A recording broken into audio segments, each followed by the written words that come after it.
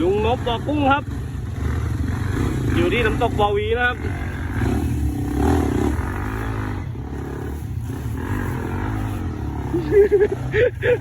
ลุงไม่ไหวครับลุง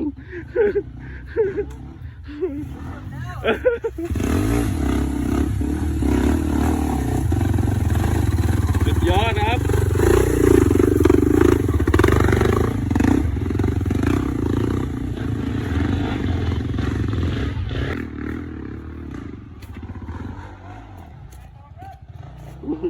เรียบร้อยไปนึงแล้วครับ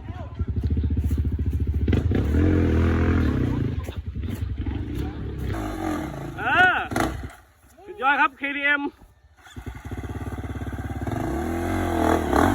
ขับโดยเสียโมครับ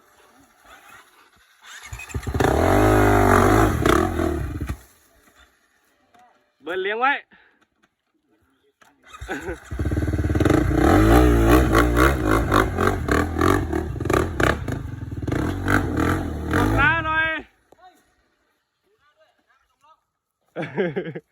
ไม้อันหนึ่ง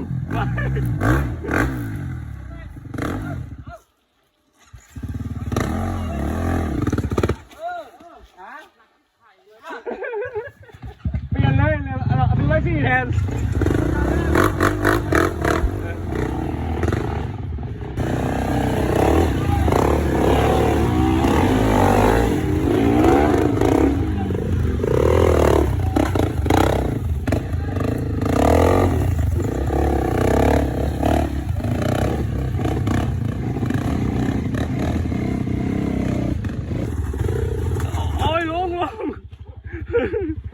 ตอนนี้อยู่ที่บ่อวีนะครับ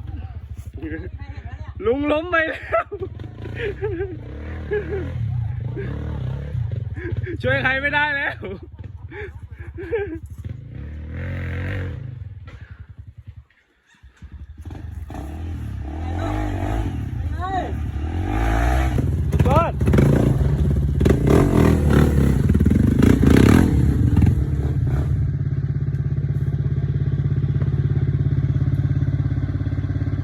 รอกันนะไปฝั่งทางแล้วอีก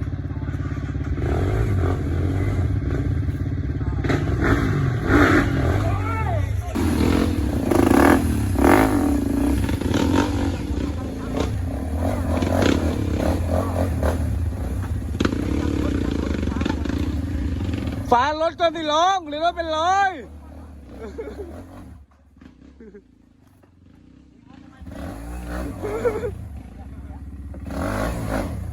ครับไม่ยอมเอารถขึ้นเลยครับตอนนี้ทิ้งแล้ว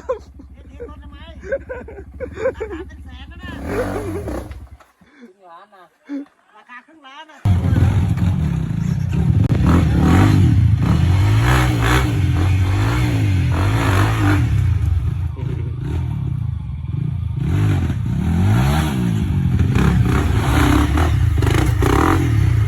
โอ้ยทับทิมขา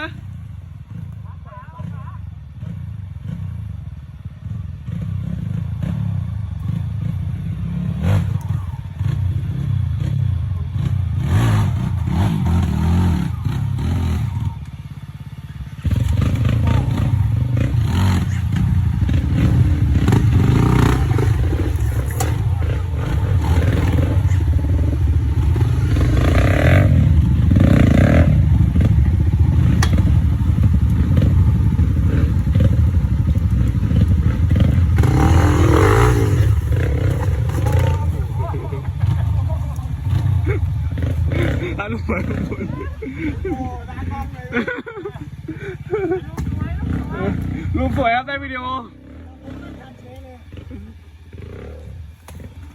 หนัก